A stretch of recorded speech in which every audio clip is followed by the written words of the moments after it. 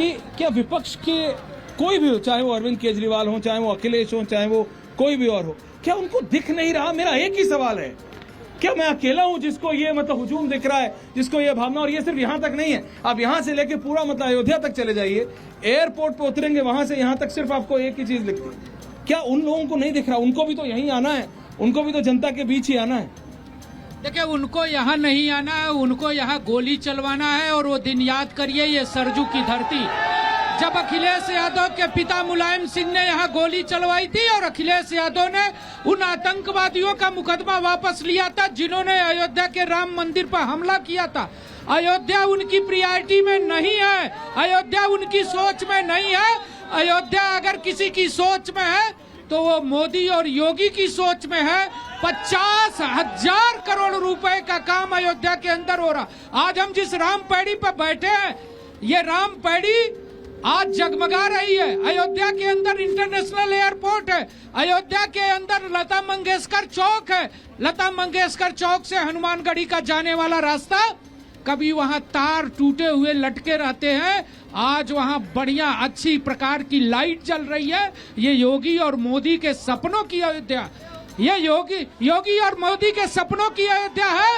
ये कार सेवकों की अयोध्या है और कार सेवकों के त्याग और बलिदान की अयोध्या है। कि ये जो श्री राम, प्रभु श्री राम का ये जो अभी प्रोफेसर आगे बता रहे थे आचार्य जी, अब ये सिर्फ अयोध्या तक सीमित नहीं है, ये पूरे भारत में हो गया। देखिए, पूरे भारत, राम पूरे भारत के हैं, राम पूरे विश्व के हैं। भारत की बात, आप भारत की बात कर रहे हैं, इंडोनेशिया में, अदर कंट्रीज में जहां पर मुस्लिम आपके 85%, अरे अमेरिका में, ऑस्ट्रेलिया में, यूके में, विश्व में राम को मनाया जा रहा है। लेकिन मैं एक चीज कहना चाहता हूं यहाँ पर ऐश्वर्या जी, बहुत क्लियरली कहना चाहता हूं, आज तक हमारे सनातन, सबसे पहले तो धन्यवाद करता हूं मैं रिपब्लिक का, जिसने जब भी सनातन की बात आई, पाल घर में जब संतों के लिए कोई चैनल दिखाने को तैयार नहीं था, जब कोई उनके पक्ष में बोलने को तैयार नहीं था, तब रिपब्लिक ने सबसे आगे आकर के उनके बारे में दिखाया और उनको न्याय प्राप्त हुआ। तो धन्यवाद करता हूं रिपब्लिक को। लेकिन एक बात और कहना चाहूंगा, आज तक हमारे भारत के सनातनी, हमारे जो भारत के सनातनी हैं, वो हनुमान जी की तरह अपनी शक्ति को भूल गए थे। आदरणीय योगी जी ने, आदरणीय मोदी जी ने और आपके चैनल ने जामवंत बन करके, हनुमान जी अपनी शक्ति भूल गए सुंदरकांड के समय, तब जामवंत जी ने कहा कि राम काज लगतौ अवतारा सुनते भयो पर्वताकारा। तो उसी प्रकार आप लोगों ने सनातनियों की शक्ति को जागृत करा दिया है और वही आज ये दृश्य दिख रहा है। तो इस मैं अभी भी नहीं समझ पा रहा कि आरएलडी को समझ नहीं आ रहा है क्या? मैं आ रहा हूं अनामिका और चलो नहीं आपके पास, उसके बाद क्या आपको समझ नहीं है, दिख नहीं रहा आपको? आपके सामने है। नहीं, आपको क्या लगता है कि हमारी गणित इतनी कमजोर है कि हमें 80-20 की राजनीति समझ में नहीं आती है? या आपको क्या लगता है कि हम नौसिखिया है राजनीति में? परंतु आपको ये समझना पड़ेगा कि हमारे लिए भगवान राम आस्था का विषय है और भारतीय जनता पार्टी के लिए नहीं है। नहीं, बिल्कुल आप कह रहे हैं इनके लिए नहीं है। हमारे लिए भी है, इनके लिए भी आस्था का विषय, इनके लिए भी आस्था का विषय है, पर भारतीय जनता पार्टी के लिए वो राजनीति का विषय है। अच्छा, प्रभु और भक्त के बीच में बिचौलियों की क्या जरूरत है? मुझे आज तक समझ में नहीं आता है। एक बात मुझे समझ में नहीं आ रही है, एक बार भारतीय जनता पार्टी भूल करके इनकी भावनाओं को तो देखिए, भारतीयों की भावनाओं का तो सम्मान कीजिए। आप बार बार भारतीय जनता पार्टी पर क्यों आ जाते हैं? बार बार भारतीय जनता पार्टी पर जनता से ही पूछ लेते हैं। Anamika, over to you. ओ ना, आप जोर देख सकते हैं ऐश्वर्या पीछे किस तरीके से, लेकिन लोग पीछे से बोलने आ रहे हैं। हाँ, कहिए क्या कहना है? राम हमारे आस्था नहीं, राम हमारे भगवान है और भगवान नहीं, हमारे प्राण है। प्राण है। आ रहे यहाँ कुछ कह रहे हैं। हाँ, बोलिए। आराम से आप लोग थोड़ा पीछे हो जाइए। कांग्रेस के जो वक्ता बैठे हुए हैं, मेरा उनसे हाथ जोड़ के निवेदन है, होना पड़ेगा कि ये अयोध्या की दशा नहीं है, पूरा भारत, पूरा विश्व इस प्रकार। और मैं इस चैनल के माध्यम से सर 1 मिनट और बात कर रहा हूं, ये रिकॉर्ड कर लीजिए, चुनाव भी आने वाला है, जिस प्रकार कांग्रेस और अन्य दल ये काम कर रहे हैं विपक्ष के, उत्तर प्रदेश में 80 की 80 सीट भारतीय जनता पार्टी लेके जाएगी। ये आपको तो अनामिका, आपको तो जनता कह रही है भाई 80 से 80 बाबा लेके जा रहे हैं। देखिए, राम हमारे आस्था के केंद्र है, हमारे राजनीति के विषय नहीं है। हमने जब राम को अपने एजेंडे में लिया, आपके ऊपर इल्जाम यही लगाता है विपक्ष। सबसे पहले देखिए, विपक्ष का काम है इल्जाम लगाना। हमको समर्थन क्यों मिल रहा?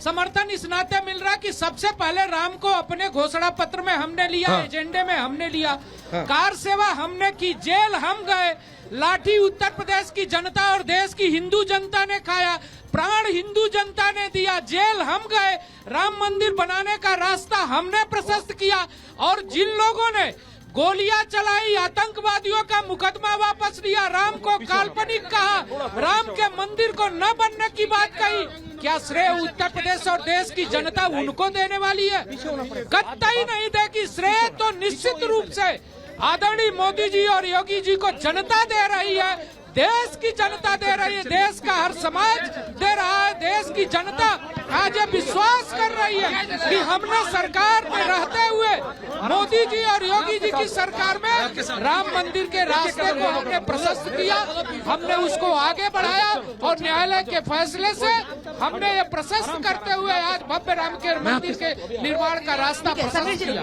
ऐश्वर्या, बिल्कुल। हाँ। और आप देख रहे हैं यहाँ पे इतने लोग हैं, मैं सबके पास आना चाहता हूँ। यहाँ पे बैठे हैं, आप कहाँ के रहने वाले? भोपाल। भोपाल से यहाँ आए हैं। ये आप देख लीजिए प्रोफेसर साहब, भोपाल से यहाँ चल के आए, क्यों आए हैं? मैं ऐसे पूछता हूँ, ऐसे तो ये बोलेंगे क्या बेवकूफी भरा सवाल है, क्यों आए? प्रभु श्री राम से मिलने आए हैं। लेकिन ये जो विपक्ष के नेता बैठे हैं, ये कहते हैं कि भाई बीजेपी राजनीति कर रही है। मैं आपसे पूछता हूँ, राजनीति नहीं, मेरा उनसे एक सवाल है। पूछिए। अभी सर कांग्रेस के सर बोल रहे थे कि भगवान राम में हमारी आस्था है। रामेका जी, तो मेरा प्रश्न ये है, अगर उनकी भगवान राम में आस्था है तो जो प्राण प्रतिष्ठा का कार्यक्रम हो रहा है उसमें आस्था क्यों नहीं है, इनकी क्यों नहीं आ रहा है ये लोग? अब ये तो यही जाने, अब ये भी ना जाने, इनके नेता जाने। दिक्कत तो यही है। आप बोलिए, क्या कह रहे हैं? बिल्कुल। जय जय योगी, जय मोदी, जय जय श्री राम। जय श्री राम तो है। मैम, आप कहाँ से? हम नोएडा से आए हैं। आप नोएडा से? What do you do ma'am? House wife.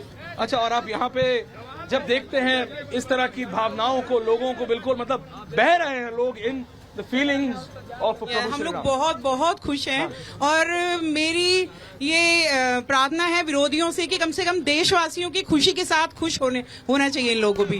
Modi की मत सुनिए, मैम की सुन लीजिए। नहीं, पहली चीज तो ये है कि एक बात ये समझने की है कि हम किसी चीज का विरोध नहीं कर रहे हैं, ना हम विरोधी हैं, हम खुद सनातनी हैं और हम खुद प्रभु श्री राम के दर्शन करके आए हैं। 22 तारीख से दिक्कत है? नहीं, भारतीय जनता पार्टी हमें थोड़ी ना बताएगी तारीख कि हम 22 तारीख को ही जाएं, हम 24 को जाएं, 26 को जाएं, ये हमारी निजी आस्था है। ये भक्त और प्रभु के बीच में बिचौलियों का क्या काम है? प्रोफेसर साहब, मैं आ रहा हूँ, प्रोफेसर साहब कुछ बोलना चाह रहे हैं। आ रहा हूँ दादा। देखिए ये कह रहे हैं कि हमको आप तारीख क्यों, यार आप यही तो पूछते थे। सही कहा इन्होंने, ये पूछते थे कि अब कब आप मंदिर बनाओगे। अरे मंदिर बनाओगे, हम भी उसमें साथ देंगे। अब जब मंदिर बन रहा है, उम्मीद तो यही थी आप सर। साथ क्यों नहीं दे रहे हो? दिक्कत तो ये उम्मीद ये नहीं। सवाल भी करते थे कि तारीख कब बताएंगे, मंदिर नहीं बनाएंगे। अरे अब तो तारीख भी आ गई, मंदिर भी बन गया, प्राण प्रतिष्ठा भी हो रही, लेकिन विपक्ष नहीं आएगा क्योंकि उनको डर है कि उनका वोट खिसक जाएगा। ऐसा है वो क्या? वोट की आराम से राजनीति बैठिए, करते बैठिए, हैं। बैठिए। आप बैठिए राम आराम में से। आस्था नहीं है, वोट में आस्था है उनकी। ओके नेताजी, हाँ जनता की आ रहा हूँ। सर मैं आशीष जी से पूछना चाहता हूं कि 24 तो आपसे चला गया, 29 के लिए या काशी और मथुरा की तैयारी साथ देने के लिए तैयार है क्या आप? अरे वो अभी नहीं तैयार है, कहाँ आप उन्हें? हाँ, जी, मैं विरोधियों को कहना चाहता आराम से हूँ, बोलिए। मैं विरोधियों से कहना चाहता हूँ कि नफरत नहीं, हम प्रेम के आदी हैं। नफरत नहीं, हम प्रेम के आदी हैं, और प्रेम से कहो हम सनातनवादी हैं। अब आप भी अपने आप को कहिए कि हम सनातन कट्टर हिंदू हैं, नहीं तो ये जानिए कि अब आपकी राजनीति खत्म है। प्रोफेसर साहब